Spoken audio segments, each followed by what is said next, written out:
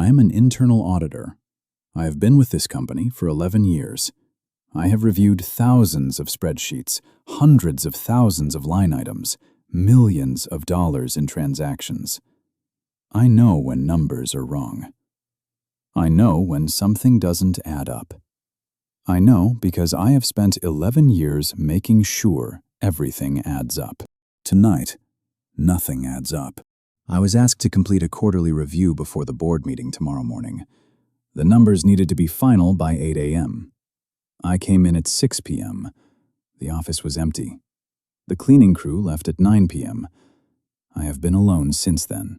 At 11 p.m., I found a discrepancy, a column in the accounts payable ledger. I totaled it once. I totaled it twice. I totaled it 3 times. 3 different totals. The data was the same. The formula was the same. The sum was different. I told myself I was tired. I've been working 60-hour weeks. Quarterly review is brutal. Mistakes happen. I recalculated. Same data, same formula. A 4th total. Different again. I checked the cell references. I checked for hidden rows. I checked for circular formulas. Nothing. The spreadsheet was clean. The arithmetic was not. I printed the column, added it by hand, got a 5th total, different from all 4 digital totals. I've been an auditor for 11 years. I have never seen numbers behave this way. I checked the access logs. Someone else must have been in the file. Someone must have changed the data while I was working. It's the only explanation. The logs showed no other users. The file had been opened only once, by me, at 6:15 p.m. No other access, no changes, no saves. But the numbers kept changing. I pulled up the server logs. The financial system records every transaction, every edit, every view. I searched for the accounts payable ledger. The logs showed activity at times when no one was logged in.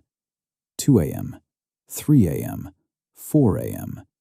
Every night for the past 11 years. The same column, the same line items, being recalculated over and over, thousands of times. I cross-referenced the timestamps with the building's security logs. The doors were locked. The alarms were armed. No one was in the building, but someone, something, was in the system. I told myself it was a glitch. The system is old. The code is legacy. Automated processes run at night. Backups, re-indexing. It's probably nothing. But the amounts were changing by consistent numbers. Every time I recalculated, the total was off by the same figure. $47,283. $47,283 appeared in the column, then disappeared, then appeared again. I searched for that number in the system. $47,283 appears nowhere in any other ledger. No invoice, no payment, no receipt. Just this column, just this total, just this number that keeps appearing and disappearing, like it's trying to be noticed. I checked the company's annual security budget. The line item for building security is $47,283 per year. Exactly.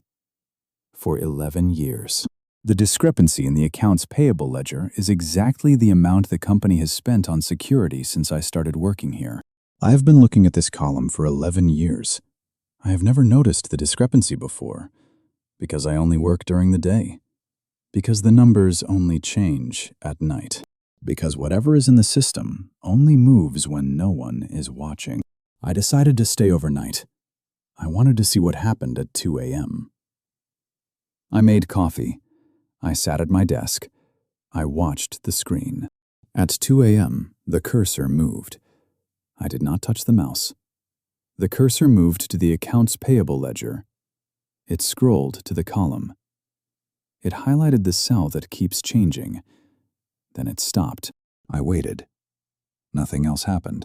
At 2:30 a.m., the cursor moved again. It opened a new spreadsheet, a file I had never seen before. The file name was My Employee ID Number. The spreadsheet contained every audit I have ever performed, every spreadsheet I have ever opened, every cell I have ever edited, every mistake I have ever made, categorized, dated, time-stamped, cross-referenced. Someone has been tracking my work for 11 years. Every click, every keystroke, every time I corrected a typo, every time I misread a number, every time I looked away from the screen. The spreadsheet had a notes column. The notes were not written by me. They were written in the third person. Subject hesitated on line 47 for 2.3 seconds. Subject recalculated column G 3 times before accepting the total. Subject did not notice the discrepancy. Subject never notices the discrepancy. Subject has never noticed the discrepancy in 11 years. I closed the file. I tried to delete it. Access denied. I tried to move it. Access denied. I tried to log off. The system did not respond. Then I checked the access logs again. Not the server logs, the building access logs, the ones that record who swipes their badge to enter the office. At 3 a.m. every night for the past 11 years, my badge, my name, my photo. Swiping into the building, walking to the elevator, walking to this floor, logging into this computer. I do not remember any of this. I have never worked a night shift in my life. I am a day auditor. I am home in bed at 3 a.m. But the logs do not lie. The badge swipes are real. The computer logins are real. The spreadsheet edits are real. Someone has been using my credentials to change the numbers at night. Someone who looks like me.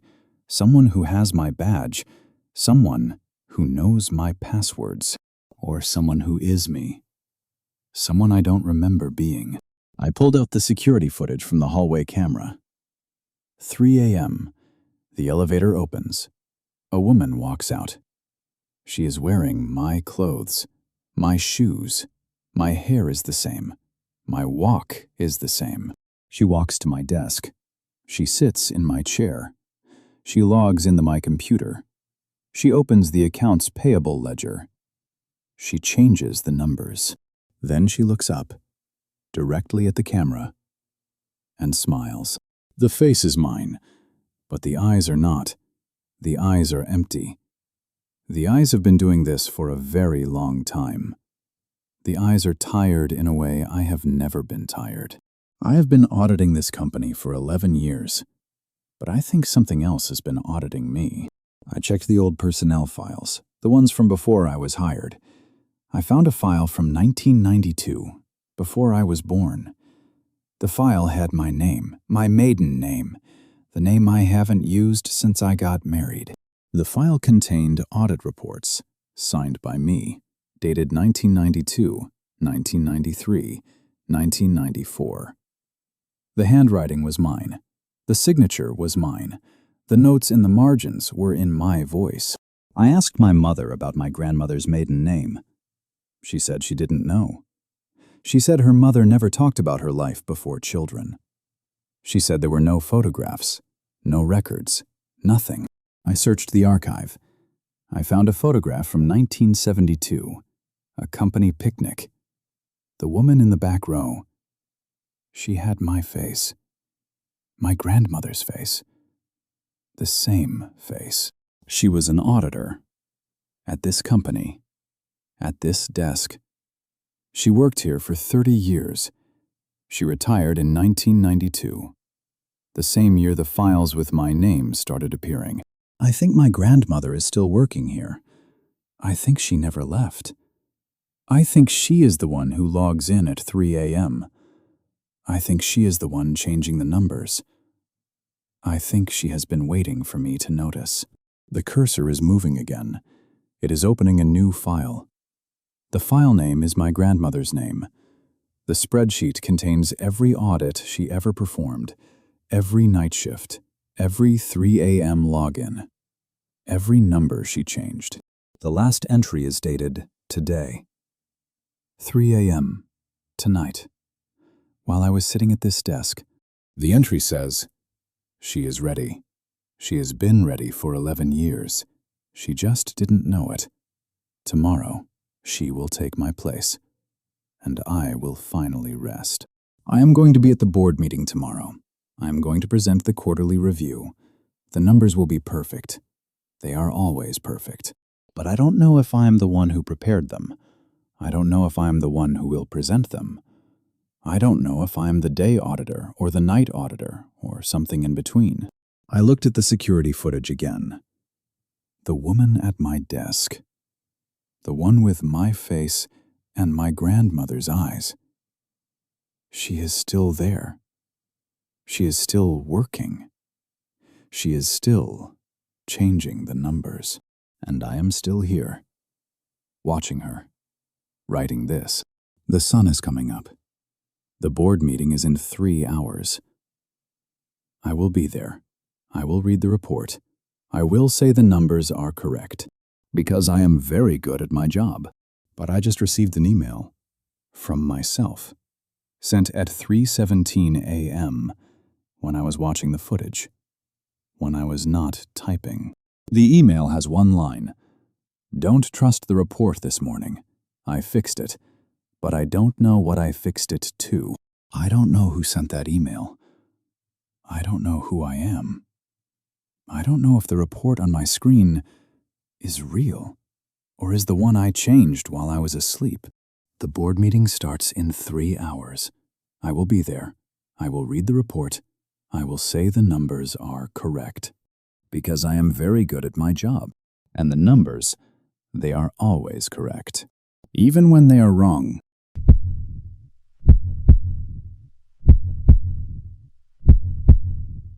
If you buy a house that everyone said was too cheap, ask why. Not the real estate agent, not the previous owner, the house.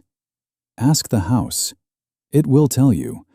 Maybe not in words, maybe in the walls, maybe in the silence between the studs when you're standing alone at 2 a.m. with a hammer in your hand and the sudden feeling that you are not the only one listening. I bought this house because it was cheap. 3 bedrooms, 2 bathrooms, a basement that doesn't flood, and a price that made my real estate agent uncomfortable. She said, "There has to be a reason." I said, "The reason is I can afford it." She said, "That's not what I meant." I should have listened to her. The house sat empty for 30 years before I bought it. 30 years of dust, of silence, of things settling into the floorboards and forgetting how to move. The previous owner died in the house. Natural causes, they said. Old age. Happens all the time. They didn't say where he died. They didn't say he was found in the kitchen, in front of a wall that didn't exist on any floor plan. They didn't say his fingernails were broken. They didn't say the wall was scratched from the inside. I found all of that out later. The first week was normal. Demo. Tear out the old carpet, pull down the water-damaged drywall, strip the kitchen back to the studs. I've done this before. I'm a plumber. I know how houses work. I know where the pipes go, where the wires run, where the weight is supposed to be. On Saturday, I opened the kitchen wall. The wall was thicker than it should have been, by about 2 feet. That's a lot of missing space in a house this size. I checked the floor plan I'd drawn before purchase. It showed 3 rooms on the ground floor: living room, dining room, kitchen. I could access all 3, but the space behind the kitchen wall, the space that should have been empty, was not on any plan. I knocked on the wall. Solid, not hollow, but solid in a way that felt wrong. Like something was packed behind it, like something was holding it up from the other side. I cut into the drywall, peeked inside. There was a door. Not a modern door, an old door, wood, heavy, with a handle on the inside. The door was newer than the house. I could tell by the wood grain, the hardware, the way it fit into the frame. Someone had installed this door recently, within the last few decades. And someone had sealed it from the inside. I could see the sealing materials on the interior face. Caulk, expanding foam, wooden planks nailed across the frame. Someone had been in that room, the room behind the kitchen wall, and someone had sealed themselves in. I pried the planks off, one by one. The wood was soft, rotten, like it had been there for a long time. But the nails were new. Someone had been maintaining this seal. Someone had been coming back to make sure the door stayed closed. I pulled the last plank off. The door was still closed. The handle was still on the inside. No one could have sealed this door from the outside. The seal was on the inside. The person who sealed it was in the room when they did it. And then they never came out. I should have stopped there. I should have put the drywall back. I should have called a contractor, a structural engineer, someone who knows what to do when a house has a room that shouldn't exist. But I'm a practical man. I fix things. I don't run from them. I opened the door. The room was small, maybe 8 feet by 8 feet. No windows, no ventilation. The air was cold, colder than the rest of the house, colder than the outside, colder than anything should be in July. There was a chair in the center of the room, wooden, old, facing the door, like someone had been sitting there waiting for it to open. No one was in the chair, but the seat was warm. I looked around the room. The walls were covered in scratches, not random, organized. Dates, names, tallies. Someone had been keeping track of time in here. The last date was from 30 years ago, the same year the previous owner died. The scratches on the wall were on the inside, facing the cavity. Someone had been in this room, scratching the walls, and then sealing themselves in. I found a notebook on the floor, leather-bound, water-damaged. I opened it. The handwriting was small, neat, desperate. The first few pages were ordinary, shopping lists, reminders, the normal life of someone who lived in this house before it was empty. Then the handwriting changed. Something is in the walls. I hear it at night. Scratching. Not from outside, from inside the cavity, from between the studs. It has been here longer than the house. Pages later. It wants to get in. Not into the room, into the house, into the walls. It wants to be inside. I don't know why. I don't know what it wants. But I know I can't let it. Pages later. I built the room. I sealed it from the inside. The walls are thick enough. The door is strong enough. It can't get in here. But I can't leave. If I leave, it will follow. It's been waiting for me to leave for weeks. It knows my schedule. It knows my habits. It knows when I sleep. The last page. If you're reading this, don't open the door. I sealed it for a reason. Not to keep something in, to keep something out. I'm sorry I couldn't stay, but I'm tired, and it's very patient. I read the last line 3 times. I'm sorry I couldn't stay. Not, I couldn't stay. I couldn't stay. Like someone else made the choice for him. I heard something behind me, not from the room, from the kitchen, from the wall I'd opened. Scratching. Not the sound of an animal, the sound of something dragging its fingernails across the inside of the drywall. Slowly, deliberately, from one end of the wall to the other. I turned around. The kitchen was empty. The wall was open. The studs were exposed. Nothing was moving. But the scratching continued, from inside the cavity, from between the studs, from the space that was too narrow for any animal to fit. I put my hand on the wall. The drywall was warm. Warmer than the room, warmer than my hand. the temperature of something that had been alive for a very long time. The scratching stopped. Then a knock. 3 deliberate impacts, evenly spaced, at shoulder height, from inside the wall. I knocked back 3 times. I don't know why. Instinct. The same instinct that makes you say hello when you hear a noise in the dark. The wall answered. 3 knocks. Same rhythm, same spacing, but closer, like something had moved between the studs. I stepped back. The wall was still there. The studs were still there. But the space between them, the cavity, seemed darker. Not shadow, not absence of light. Something else. Something that was absorbing light instead of reflecting it. I looked at the notebook again. The last page had more writing. Writing I hadn't noticed before. Small, in the margin. In handwriting that was not the previous owner's. Don't knock back. It learns. I looked at the wall. The knocking had stopped, but the darkness between the studs was still there, and it was closer.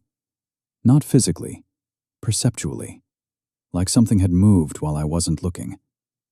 I tried to leave. I walked to the front door. My truck was outside. I could drive to the nearest town, call someone, get help. Both front tires were flat. Not punctured, deflated. Like someone had let the air out while I was inside. I checked my phone. No signal. I bought this house for the privacy. Remote, quiet, no neighbors, no one to hear you if you scream. No one to help you when something comes out of the walls. I went back inside, locked the door. I don't know why. A lock won't stop something that lives in the walls. But it made me feel better. For about 30 seconds. The scratching started again. From the kitchen, from the living room, from the bedroom, from every wall. Like something was moving through the house, testing, learning, finding the weak points. I grabbed my hammer, my flashlight, the notebook.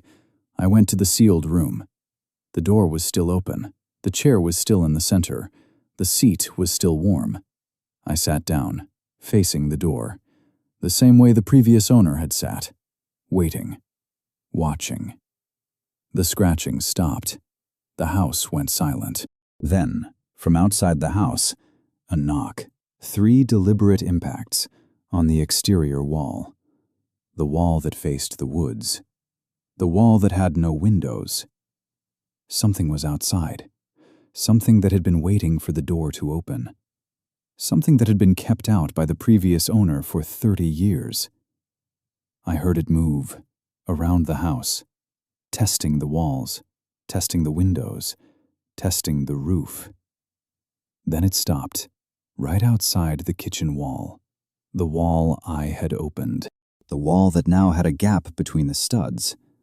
The wall that no longer separated the inside from the outside. I heard it breathe. Slow, deliberate. 8 seconds in, 8 seconds out. The same rhythm as the knocking. I heard it speak, not words, a sound. Low, humming, like something that had been waiting for a very long time and was finally being let in. I stayed in the sealed room all night. The chair faced the door. The door faced the kitchen. The kitchen faced the wall that was now open. I didn't sleep. I didn't move. I just watched. At dawn, the house was quiet. The scratching had stopped. The knocking had stopped. The breathing had stopped. I went to the kitchen.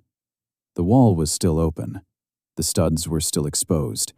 The cavity was empty. No darkness, no movement, no sound.